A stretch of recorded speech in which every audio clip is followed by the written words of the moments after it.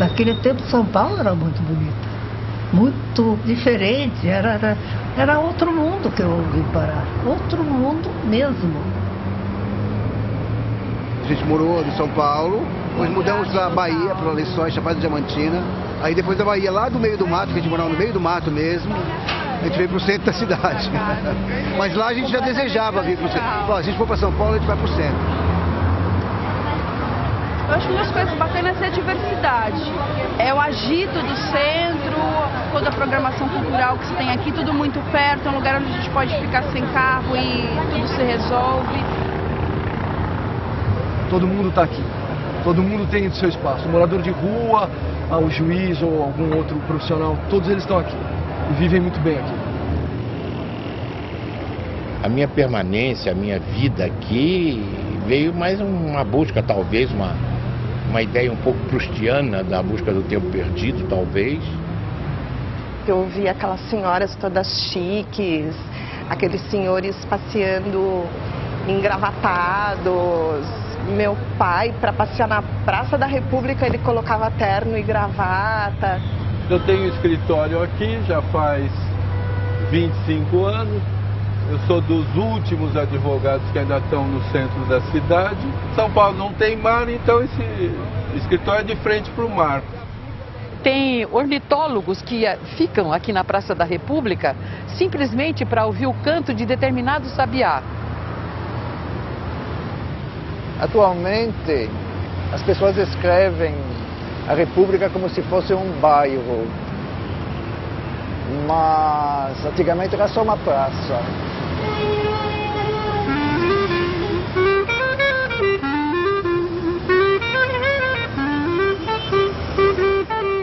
A Praça da República, originalmente ela tinha o nome de Largo dos Curros, né? Pelo que eu sei. Ela foi uma praça de douradas na metade do 19. E depois, quando foi proclamada a República, é que deram o nome de Praça da República. E foi urbanizada essa região, vamos dizer, da Vila Buarque aqui. Começou a se urbanizar o bairro de Higienópolis, essa região toda da Vila Buarque. No início do século XIX, era uma área suburbana. Era uma área ocupada apenas pela vegetação rala e alguns caminhos que demandavam o sul ou o oeste do núcleo urbano da cidade, que era apenas aquela região que hoje corresponde ao Centro Velho. Muitas das ruas que hoje são construídas eram caminhos que não tinham construções do lado. Isso acontecia com a Rua 7 de Abril e com a Rua da Consolação. Havia uma construção antiga, que era a Chácara Velha, e essa construção se localizava exatamente onde hoje é a Biblioteca Municipal. E essa construção foi ocupada pela viúva do senador Queiroz, que era um dos filhos do brigadeiro Luiz Antônio, e os diversos filhos receberam como herança terrenos aqui ao longo do Beco Comprido, que era a Rua São Luís. A Rua São Luís, que era uma rua muito estreita, ligava a Rua da Consolação até a Praça da República, que não tinha esse nome, que era o Largo dos Curros.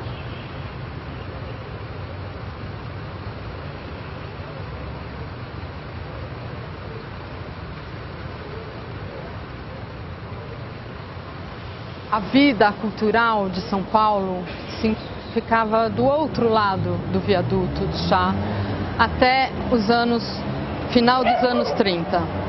No começo dos anos 40, a Biblioteca Municipal começa a atrair uma parcela dos estudantes da cidade de São Paulo. E o prédio da Caetano de Campos vai sediar a Escola de Filosofia. Então aqui começa uma convivência totalmente diferente nesse centro novo. E é só na segunda metade dos anos 40 que este pedaço da cidade vai começar a entrar em ebulição por conta das redações de jornais dos estudantes, das sedes das rádios e das livrarias, dos cafés. Tudo passa a acontecer neste canto da cidade.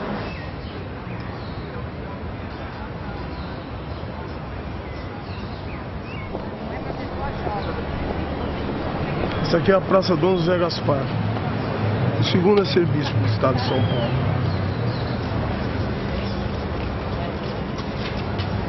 A biblioteca teve o privilégio de receber o nome do Mário em 1960. foi secretário de Educação de 35 a 39. E o autor de Macunaíma.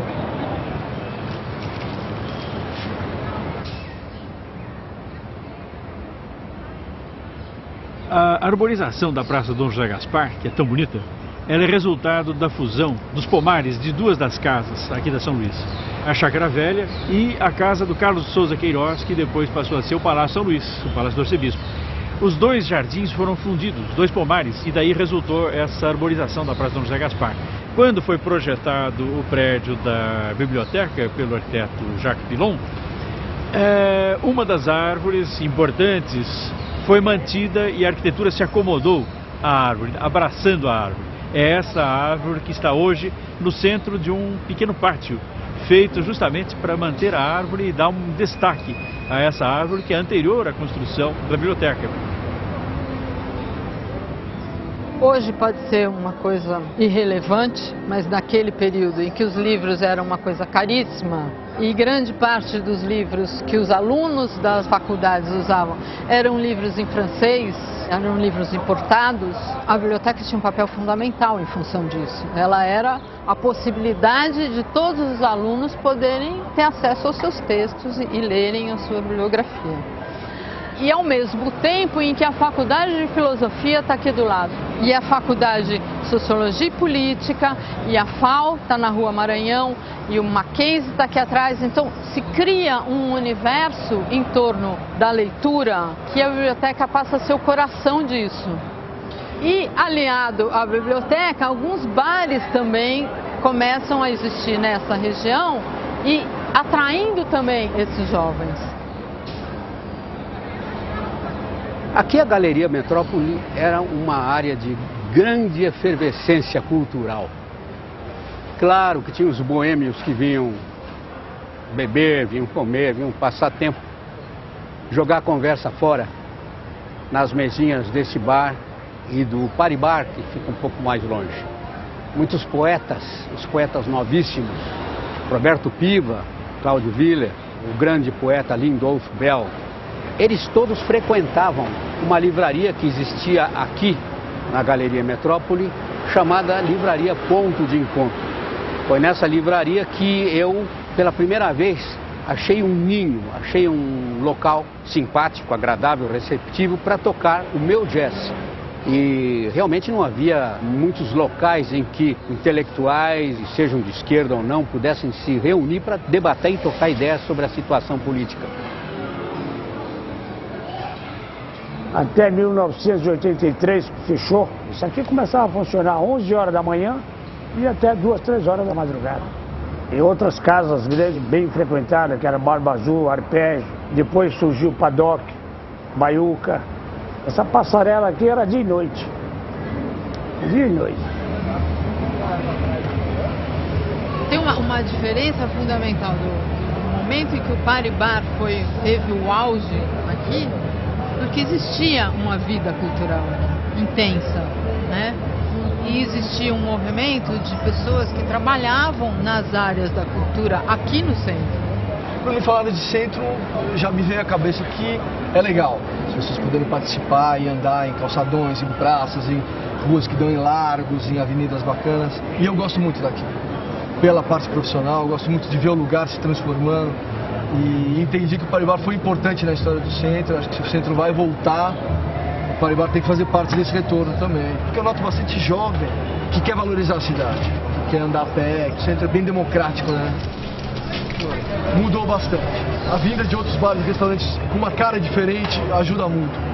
As pessoas vindo morar aqui e trazendo outras pessoas para visitar essas, que estão trazendo outras pessoas, que espalham por aí. Então realmente mudou, é irreversível e super legal. Tá todo mundo muito feliz. O comerciante de anos, que nunca acreditava, o comerciante novo que está vendo mudar. O principal é a praça, né? As pessoas voltarem ao centro. Se eles voltam para o centro, acho que o papel está cumprido.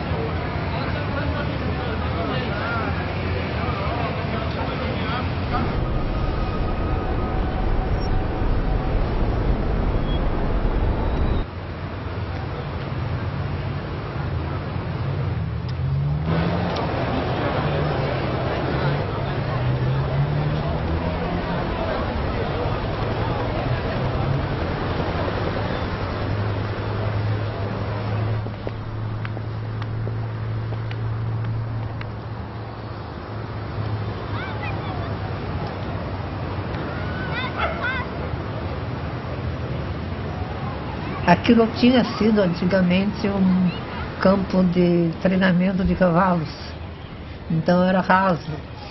Mas tinha um cinema chamado Coliseu e tinha algumas lojas estranhíssimas para mim. Uma se chamava A Nordestina, que eu não sabia o que isso queria dizer. E tinha também, abriu naquela época, uma confeitaria no Largo do Arouche chamada Nosso Pão. Mas não era aquele movimento, não havia carros, quase não havia, ninguém tinha automóvel, imagina. Só um Matarazzo, gente, assim. Então, dava para brincar na rua. Tinha a feira de flores, isso tinha mesmo. Era muito bonito, um grande mercado de flores, aquela famosa feira, aos sábados, né? Muito alegre aquela feira também. Grande, impressionante. Foi em 1953 que começou, então até hoje. No caso era meu tio, meu pai, aí do lado era o pai dele também, lá atrás também era o pai que tomava conta, agora é o filho, né? E continua de família em família.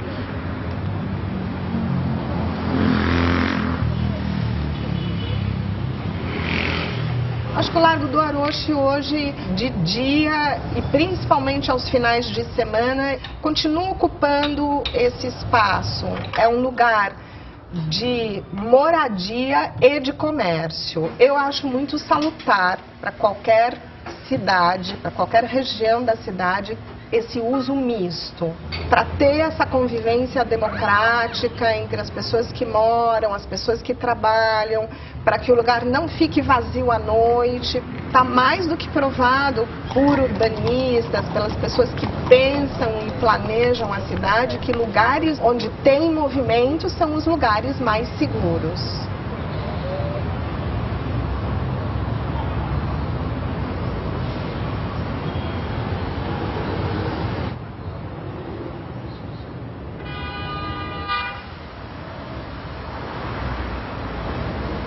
Aqui era um local de passeio aos sábados, de paquera, muita claridade, muita luz, muita gente bonita, muitas crianças, muitos casais, tomar sorvete, comer quibe, comer esfirra, cinemas. Tinha grande cinema, tinha o Cine República aqui na esquina, Cine Marabá. A Rua do Arouche era um desfile de modas. Em matéria de calçado, tem as lojas mais chiques do Brasil. Marella, Verano, Corelli, Di Moretti, Calçados Alexandre, Célio. Vinha na Rua do Arouche passear, fazer compras e ver as lojas, ver as vitrinas. Aqui na região da Avenida Vieira de Carvalho, tinha grandes restaurantes, Dias Place, Rubaiá, Almanara, Galeto. Tinha Fasano, tinha lojas de móveis, tinha modas, tem o Formen ainda, lá na esquina ainda está lá.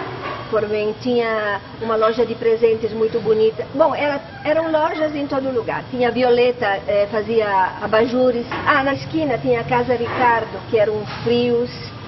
Era tudo loja. Então eu gostava, achava bonito à noite, ficava aberto até às 10.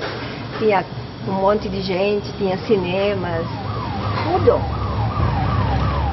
Havia uma grande concentração de cinemas no Lago Paissandu, na Avenida São João. Havia, bom, dois cinemas famosos daquela região, o Marabá e o Cinema Ipiranga. E ao lado havia uma espécie de lanchonete que se chamava Salada Paulista. E era muito grande o espaço e sempre havia muita gente. Quer dizer, a viagem Ipiranga, Salada Paulista, o Marabá, Salada Paulista, eram percursos frequentes. Bom, esses cinemas fecharam, o Marabá reabriu recentemente. Agora, uma das questões que se coloca é o seguinte, quer dizer, você ter um cinema isolado não vai criar uma rede, só vai funcionar se houver uma rede, se você for ao restaurante e depois você vai ao cinema, ou se você sai do cinema, daí você vai a um bar, né? Não um ponto isolado.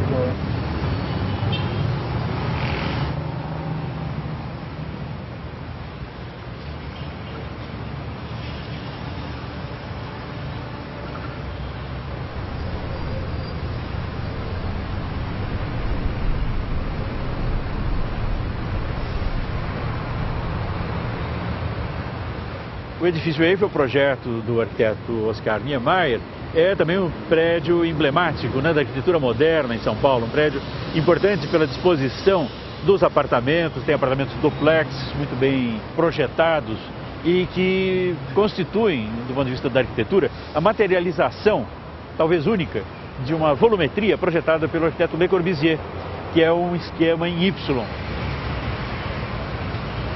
O edifício Itália é um prédio que também tem uma volumetria em que o bloco isolado da torre tem como que um anteparo constituído por um edifício que faz o seu pano de fundo e se destaca o prédio da torre isolada. Isto foi feito também num outro prédio importante da arquitetura paulistana, que é o edifício Ster. O edifício Ster e a Praça da República são quase que uma coisa só. Tem um elemento muito forte que na realidade é típico de São Paulo, que eu entendo que é a diversidade. A mesma diversidade que marcou a construção do Ster já numa obra já bastante arrojada, é a mesma que continua até hoje. Ele foi inaugurado em 38 e, para se ter uma ideia, a estética que nós tínhamos dominante naquela época eram as obras do Ramos de Azevedo, que nós temos aqui a Caetano de Campos ao lado, e, curiosamente, retratando essa transição de uma mentalidade, de certa forma, passadista para uma mentalidade moderna, surge esse edifício de linhas retas dentro de toda a proposta da arquitetura moderna que nascia com os princípios do Lúcio Costa, no caso do Rio de Janeiro. É um prédio como se fosse esta ilha, que é aqui a Praça da República. As pessoas residem, as pessoas trabalham, é um prédio que tem vida própria. O que marcou época de ouro nos anos 50, deste subsolo, foi a famosa Boate Oasis. Era o típico lugar para ver e ser visto. Em função de terem morado muitos artistas aqui, Darcy Penteado, o Almeida Salles morava aqui no 5º andar, e de Cavalcante com sua esposa Noêmia, foi um ponto de reunião, de boemia. Era esse grupo que frequentava o Paribar, dos cineastas da época, dos anos 50, dos anos 60, que fazia ponto aqui no Ster, tanto na Boate Oasis, como no uso dos apartamentos por conta de morarem os seus amigos da intelectualidade paulistana.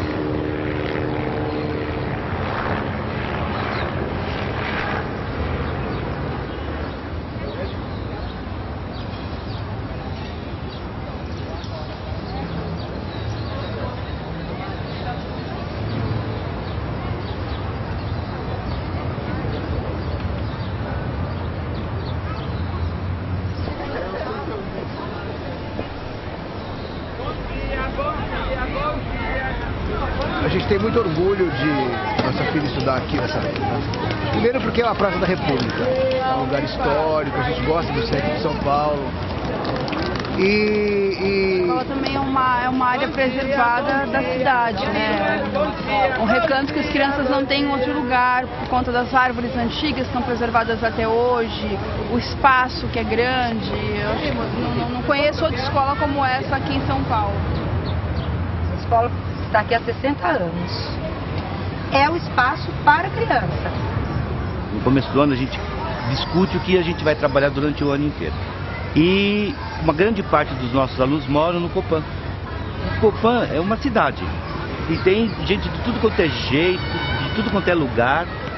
Devido à miscigenação que a gente tem aqui no centro de São Paulo, a gente procurou buscar fazer um resgate da cultura africana e da cultura indígena. E aí o projeto ficou do Quilombo ao Copan.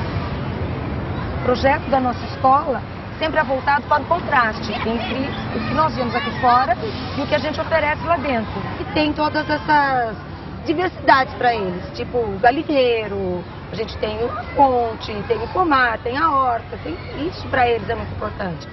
Existia um projeto para transformar esse espaço numa garagem subterrânea. Exatamente. Imagina, os pais se uniram. Houve outras propostas para derrubar a escola, para construir qualquer outra coisa. Então, além de ser um espaço de preservação, é com certeza um espaço de resistência também.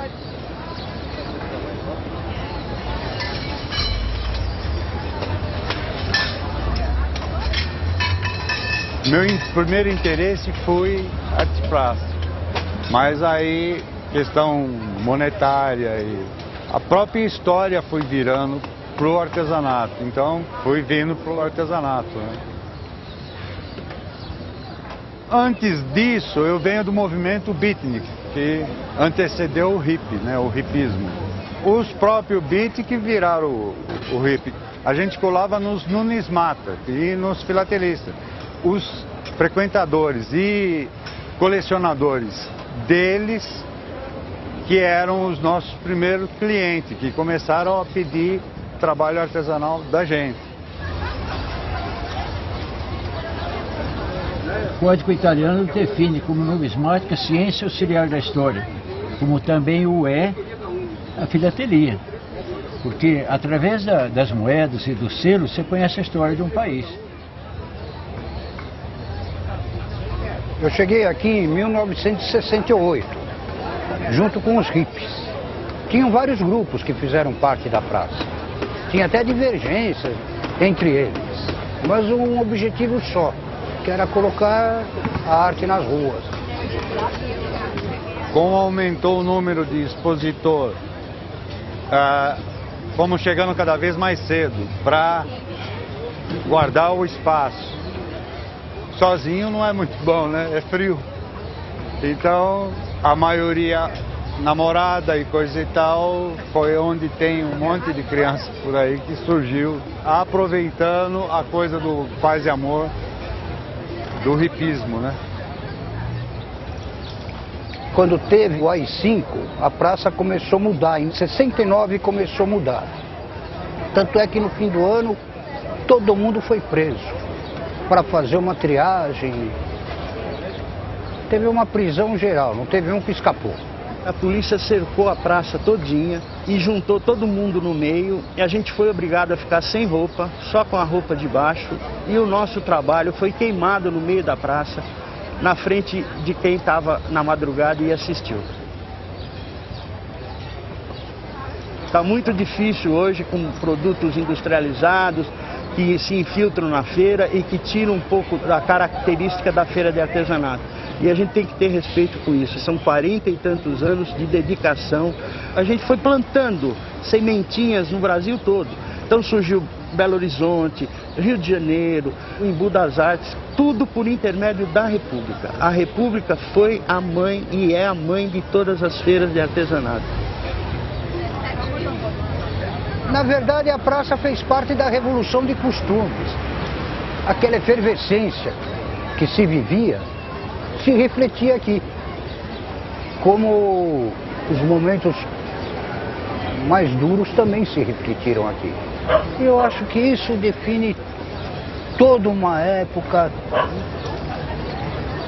define até o que é a Praça da República.